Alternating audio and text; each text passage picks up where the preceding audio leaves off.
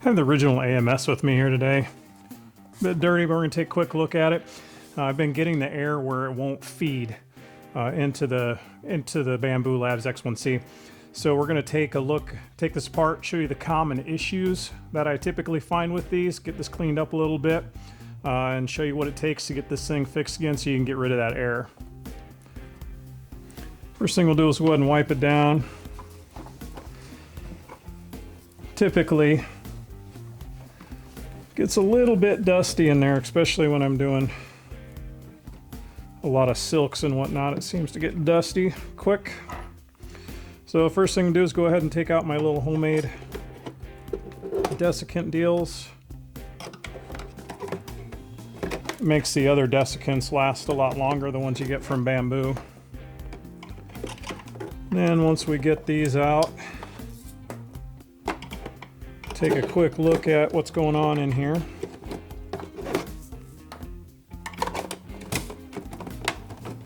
All right, if those are out, might as well take a look at the desiccants. They're still pretty blue, so they're pretty good. Hard to see in there. Don't need to be. Those are ones you can recharge. Just got to put them. I put them in my dryer overnight at what I would dry ABS at, and it dries it out really good. So we're good to go there. Now, next thing I'm going to look at is the rollers down in here, just to make sure that they're not too bad. I just replaced these recently, so those are in pretty good shape. Next thing we'll go ahead and is unbolt this, take it out.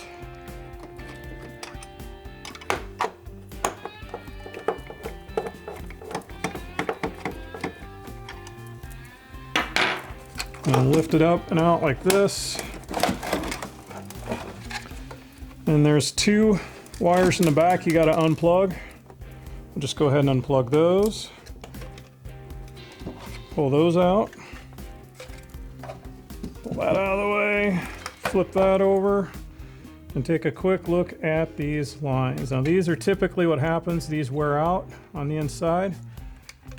These aren't too bad yet, but we'll take a quick look. A lot of times what happens is these wear out on the inside, and I'll take one of these out so you can kind of see what they look like. And I'm not sure if these are worn out yet, but we'll take a quick look. Yeah. Hard to see on the camera, but you can see where there's a line that rolls right in here where you can see it's been wearing it out. And what typically happens is it'll wear all the way through at some point, and then you'll have all sorts of filament just reel up in here. So looking at these, looks like we're going to have to replace them, and it's going to fix our problem. Yep, this one's worn pretty good too. Not as bad as the other one. I was getting the error on this one, so we'll have to go ahead and replace those. And I'll show you the rest of those steps. Now I buy my tubing in bulk, and then I cut them down. I just lay them out on a desk, and I get a predetermined length, and then I go ahead and I cut a bunch of them at once, so I don't have to do this all the time. It's a lot easier this way. So the two different lengths are here. You got the two center lengths and the two outer ones. We'll go ahead and grab the outers real quick.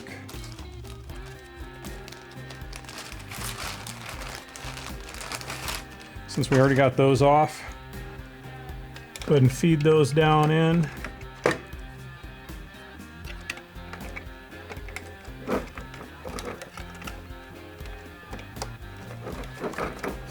Just give them a quick yank to make sure they're in there.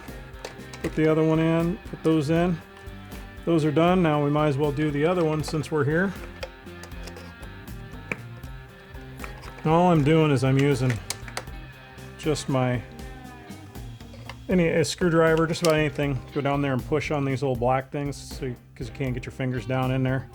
Push on it, boom, pulls them out. And those are the short ones.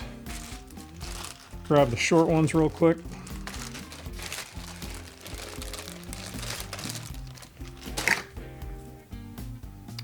We'll go ahead and feed those in.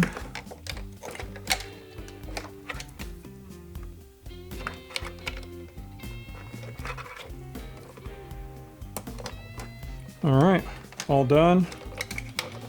Put that back in like that. Make sure you clean out that. You get a lot of little particles inside. And what of that stuff, most of that stuff comes from is these things, rollers. These rollers wear out a lot. I probably replace them every, probably 2,000-3,000 hours. You'll see like gears underneath here when it starts to wear down, and you'll actually hear it a lot of times with your filament, with your rolls, you can hear it. So I try to do that, try to clean it up a little bit. And we might as well go ahead and clean up everything inside while we're here. So let's go ahead and do that. Just try to wipe all the dust off to keep the dust from getting inside. If you ever need to pull these rollers off, they're not that hard to get out. Just pop them up and out, and they come right out. Makes it a lot easier for cleaning up in here. And when you replace them, I think the first time I went and did this, I thought you had to take off the whole inlet. You don't have to. They come off without that. Easily replaced.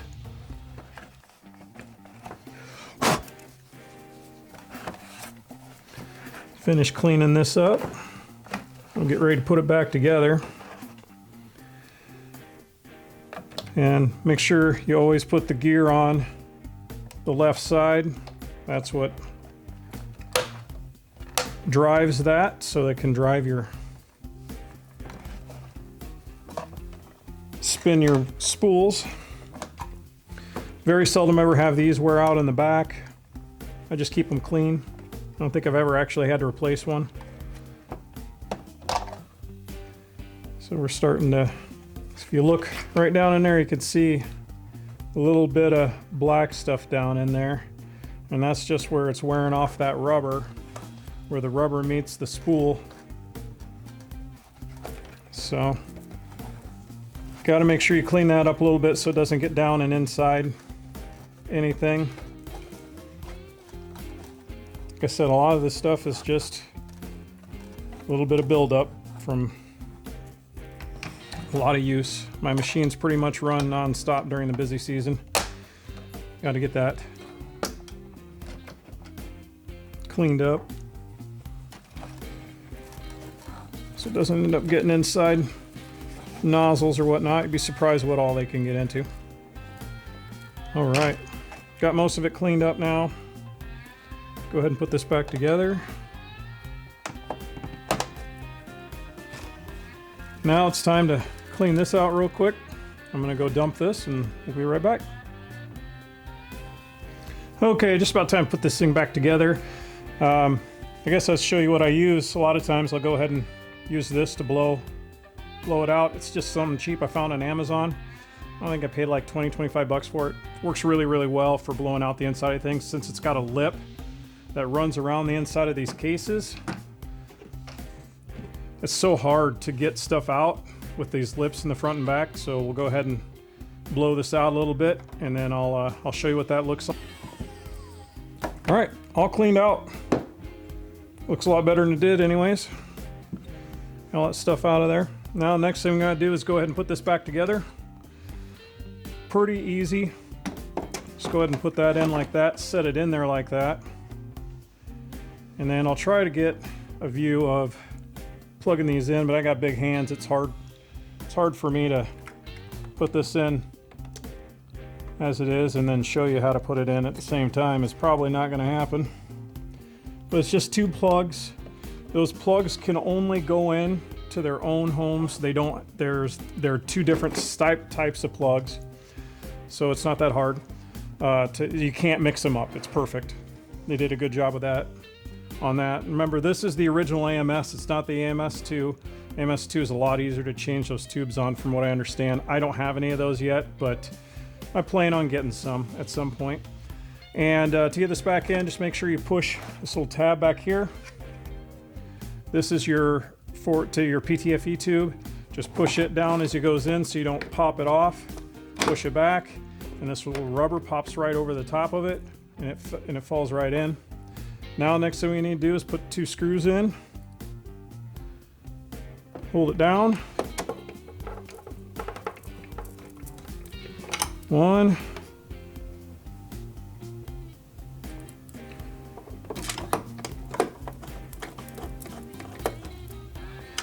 And 2. And last thing, put my little desiccant things back in.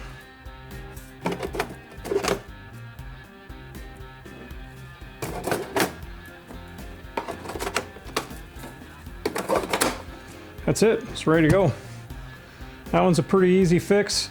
This is probably the most common problem that I typically have with these, is needing to replace those tubes, and it takes care of most of the problems.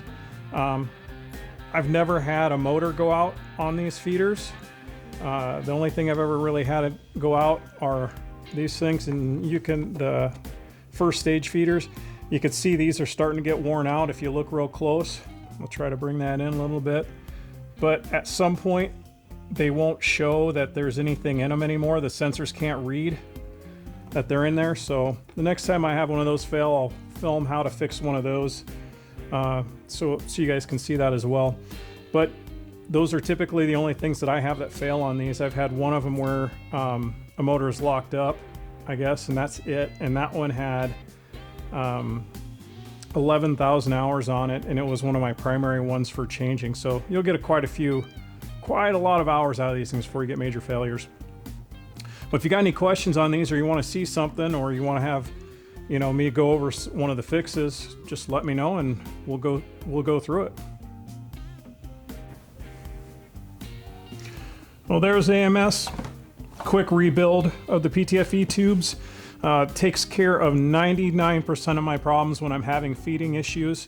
It's typically the PTFE tubes within the AMS. I don't have too many other PTFE tubes that fail or have a whole lot of problems with. It always seems to be ones in the AMS right at that really tight joint right off of the feeders. So that's typically the problem that we have that needs to be fixed. If you're having those PTFE problems or having any type of feeding problems, that's probably one of the places you're going to check, and it's a lot of times it's the last place you want to check because you got to take it apart. However, you can take these apart in the middle of a print. If a print fails and it errs, you can unplug this and go ahead and do your repair, plug it back in, make sure you get your colors right back in the same spot. It'll take right back off where you left off and won't have any problems moving forward. Well, if you got any questions, go ahead and reach out. Well, let's see what we got next.